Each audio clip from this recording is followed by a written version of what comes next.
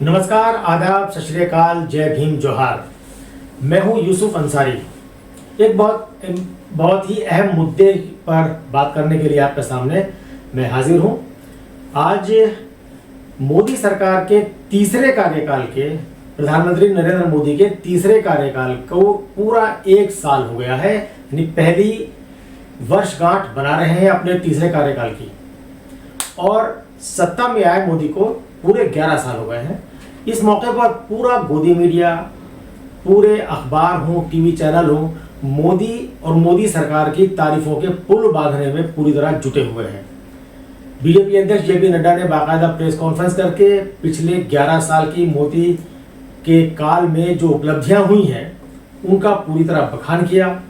तमाम अखबार के पन्ने रंगे हुए हैं, टीवी चैनलों पर तमाम इस तरह के प्रोग्राम चलाए जा रहे हैं। और 11 साल पूरे होने पर बीजेपी एक विशेष कार्यक्रम देश भर में चलाएगी, जिसका नाम रखा गया है संकल्प से सिद्धि तक। भारत मंडपम में इसको लेके एक विशेष कार्यक्रम 10 जून को आयोजित किया जाएगा, जिसमें और उसके बाद पूरे देश के हर राज्य की राजधानी में प्रेस कॉन्फ्रेंस करके मोदी सरकार के 11 साल की उपलब्धियों पर बीजेपी बात करेगी। तो जाहिर सी बात है, देश में माहौल बनाने की एक कोशिश हो रही है। वहीं जहां बीजेपी की तरफ से दावा किया जा रहा है कि साहब 11 साल में बहुत ज्यादा बदलाव हुए हैं और देश विकास के रास्ते पर आगे बढ़ा है, दुनिया में डंका बज रहा है, वहीं मुख्य विपक्षी दल कांग्रेस ने मोदी सरकार के तमाम दावों की पोल खोल दी है।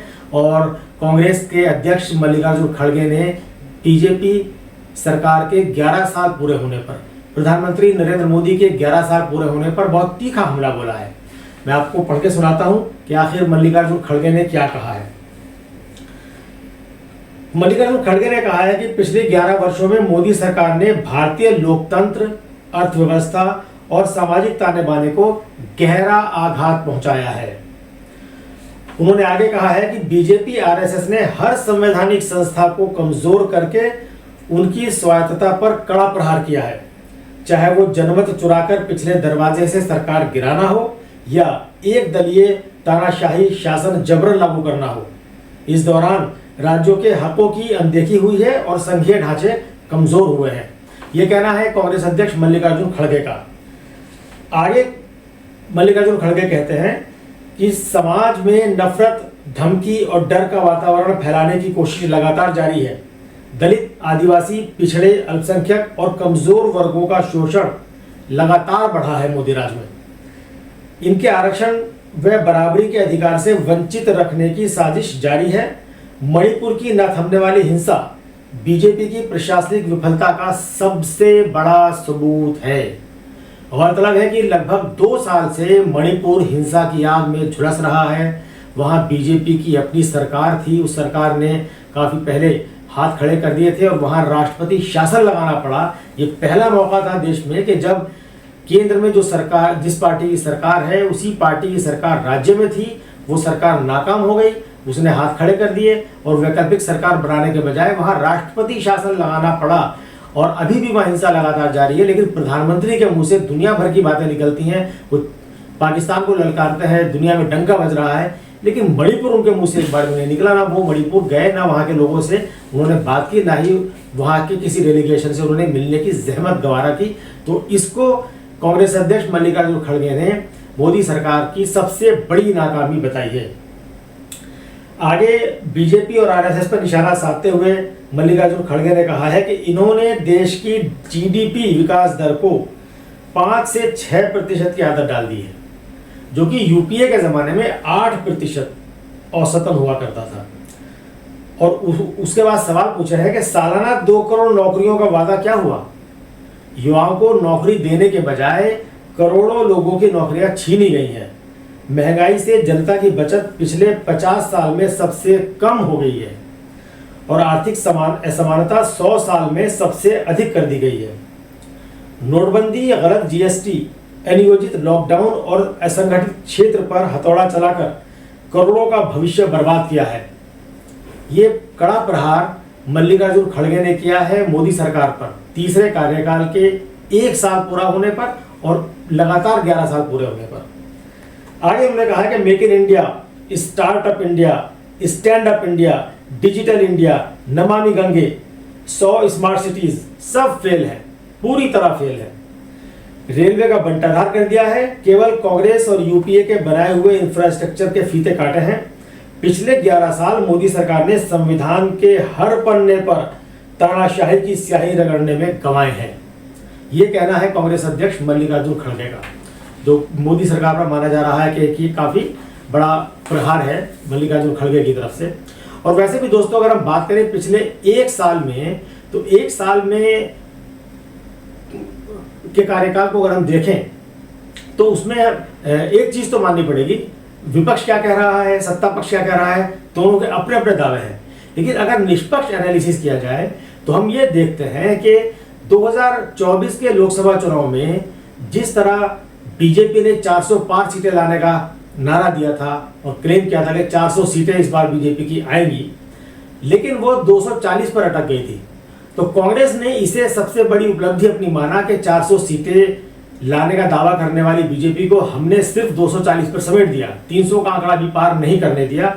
लेकिन ये कांग्रेस की उपलब्धि नहीं थी, ये बीजेपी की एक उपलब्धि थी, जिसने कम सीटें हासिल करने के बावजूद अपने सहयोगी दलों के साथ मिलकर एक सरकार चलाई। तब ये माना जा रहा था कि सरकार कमजोर है, बैसाखियों पर आधारित है और हर बड़े फैसला करने से पहले सहयोगी दलों से पूछना पड़ेगा। विपक्ष के इस दावे को मोदी ने पूरी तरह खारिज किया है और पिछले एक साल में उन्होंने दिखाया है कि उनकी सरकार कहीं से भी कमजोर नहीं है। इस दौरान कई बड़े और कई अहम फैसले मोदी ने लिए हैं, जिनके बारे में माना जा रहा था कि साहब इन बड़े फैसले करने के लिए उन्हें नीतीश कुमार और चंद्रबाबू नायडू इन दोनों के आगे मानमनव्वल करनी पड़ेगी, लेकिन ऐसा नहीं हुआ। हम बात करें तो वक्फ संशोधन विधेयक इस सरकार का सबसे बड़ा एक कानून है, जो सरकार पूरी तरह से लोकसभा और राज्यसभा में इसे पास कराने में कामयाब रही और अच्छे बहुमत से कामयाब रही।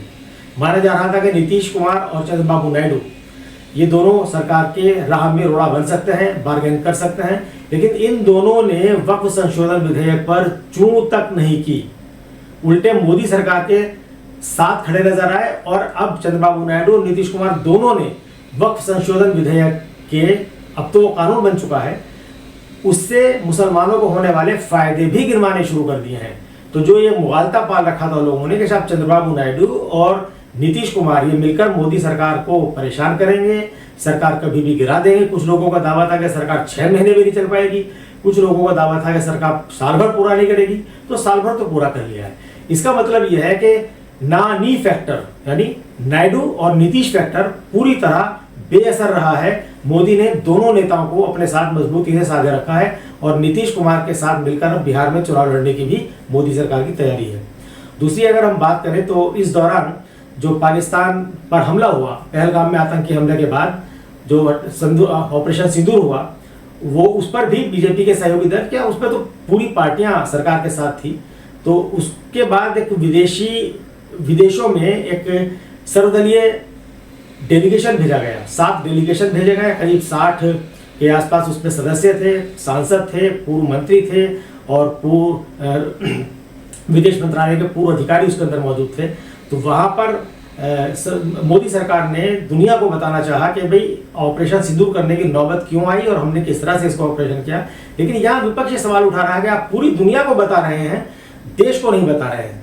विपक्ष ने एकजुट होकर संसद का विशेष सत्र बुलाने की मांग की थी, लेकिन सरकार ने विपक्ष की यह मांग ठुकरा दी। इससे साफ पता चलता है कि मोदी सरकार विपक्ष के दबाव में आने वाली नहीं है। जो उसको लगता है, जो मोदी को लगता है, मोदी वो किए जा रहे हैं। उन्हें पूरा भरोसा है कि उनके तमाम सहयोगी दल उनके साथ खड़े हुए हैं संसद के अंदर, इसलिए वो विपक्ष की न सुनते हुए अपने मर्जी से बड़े फैसले किए जा रहे हैं और विपक्ष उनके सामने असहाय नजर आ रहा है।